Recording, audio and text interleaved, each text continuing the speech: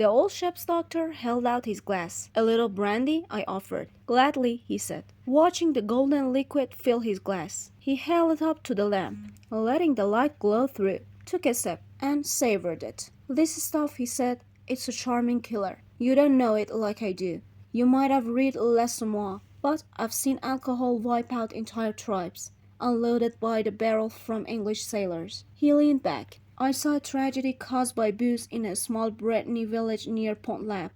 I was staying in a cottage my father left me, on that windy coast with giant rocks that look like ancient guardians. The sea is always rough there, ready to swallow the tiny boats of those tough, often drunk fishermen. They say when the bottle is full, you see the reef. When it's empty, you don't. Walk into their huts, and the father's never home. Ask the wife where he is, and she'll point to the roaring ocean. He stayed out one night, too drunk to make it back. So did her oldest son. She's got 4 more boys, and their time's coming. I was alone with my servant, an old sailor, and a local family who looked after the place, a man, his wife, and her sister.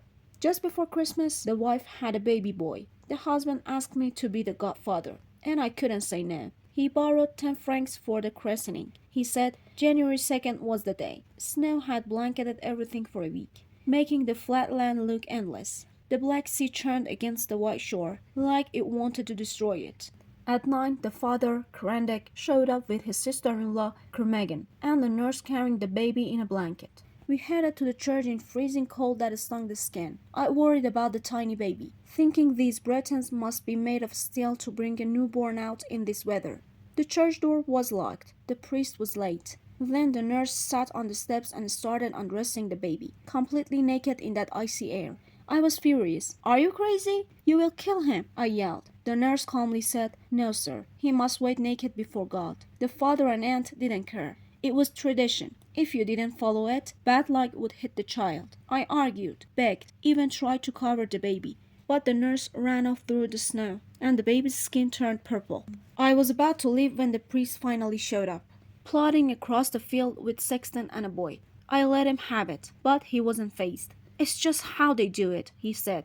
"You can't stop them." "Hurry up then," I snapped. "I'm going as fast as I can," he replied, strolling into the vestry.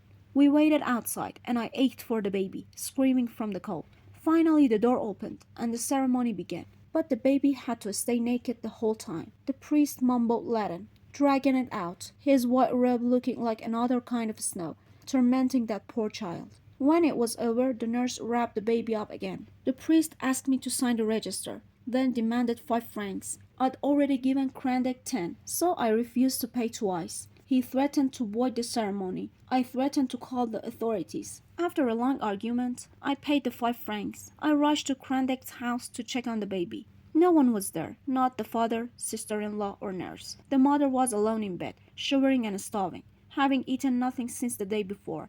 "Where are they?" I asked. "Drinking to celebrate," she said unfazed. It was tradition. I realized my 10 francs probably went to booze, not the church. I sent broth and ordered a fire built for her. Furious and worried, I swore I'd kick them out, terrified for the baby. By 6, they still weren't back. I told my servant to wait for them and went to bed, falling into a deep sleep. At dawn, my servant woke me with hot water. "How's Krandek?" I asked. He hesitated. "They came back after midnight, drunk out of their minds. Krandek, Kermegan, and the nurse. They must have passed out in a ditch. The baby died, and they didn't even know this." "Dead?" I shouted, jumping up. "Yes, sir. They brought him to his mother, and when she saw, she started crying. Now they're making her drink to calm her down." "They're what?" "They're drinking wood alcohol, the stuff you gave Krandek for the lamp. The mother is sick now."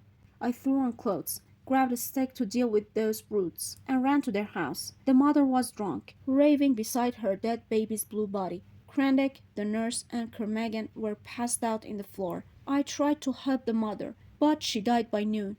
The doctor fell silent, poured another glass of brandy, and held it to the light. Its amber glue like melted topaz. He downed it in one gulp.